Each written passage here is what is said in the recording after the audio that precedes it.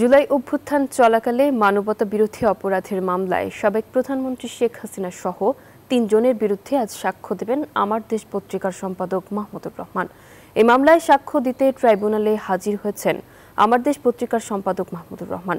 বিচারপতি গোলাম মর্তুজা মজুমদারের নেতৃত্বাধীন আন্তর্জাতিক অপরাধ ট্রাইব্যুনাল ১-এ এই সাক্ষ্য গ্রহণ হবে। শেখ হাসিনা, আসাদুজ্জামান খান কামাল ও চৌধুরী মামুনের বিরুদ্ধে এ পর্যন্ত ৪৫ জন সাক্ষীর সাক্ষ্য গ্রহণ শেষ হয়েছে। এই মামলায় রাজসাক্ষী সাবেক আইজিপি চৌধুরী আবদুল্লাহ আল মামুনকে সকালেই ট্রাইব্যুনালে হাজির করা হয়। এছাড়া আশুলিয়ায় ৬ জনকে হত্যা ও মরদেহ পোড়ানোর মামলায় আজ ট্রাইব্যুনাল ২-এ সাক্ষ্য গ্রহণ শুরু হবে। গতকাল এই মামলায় চিফ প্রসিকিউটর সূচনা বক্তব্য উপস্থাপন করেন।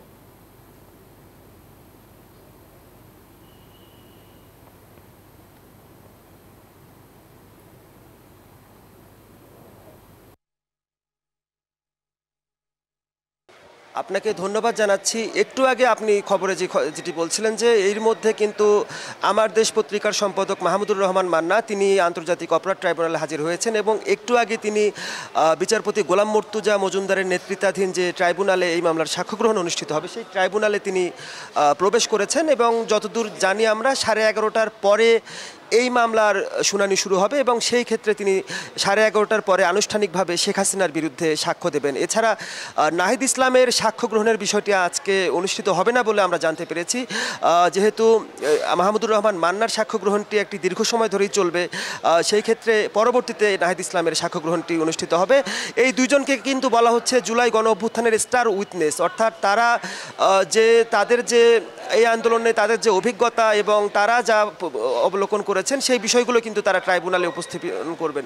বিশেষ করে মাহমুদুর রহমান মান্না ফ্যাসিস্ট সরকারের ১৭ বছর ধরে তিনি নির্যাতিত সম্পাদক। যখন ফ্যাসিস্ট সরকারের দালালি করেছিল গণমাধ্যমগুলো, তার বিপরীতে স্রোতের বিপরীতে দাঁড়িয়ে মাহমুদুর রহমান মান্না সত্য প্রকাশে ভূমিকা রেখেছেন এবং আজকে যাদেরকে ফ্যাসিস্ট বলা হচ্ছে সেই ফ্যাসিস্ট কিন্তু তিনি এই সরকার আওয়ামী লীগ সরকারকে বলেছিলেন সেই ২০১৩ সালে এবং সারা দেশে তার বিরুদ্ধে মামলা হয়েছিল, তাকে রক্তাক্ত করা হয়েছিল এবং নানাভাবে তিনি নির্যাতিত হয়েছেন। বিশেষ করে জুলাই গণ অভ্যুত্থানের যে ঘটনাটি সেটি তিনি খুব কাছ থেকে দেখেছেন এবং তার যে অভিজ্ঞতাটি হয়েছে সেই অভিজ্ঞতাটি আজকে তিনি ট্রাইব্যুনালে তুলে ধরবেন এবং এই গণহত্যায় কারা মূল ভূমিকা পালন করেছিল একজন সম্পাদক হিসেবে তার দৃষ্টিতে তা যিনি দেখেছেন সেই বিষয়গুলো কিন্তু আজকে উপস্থাপন করবেন।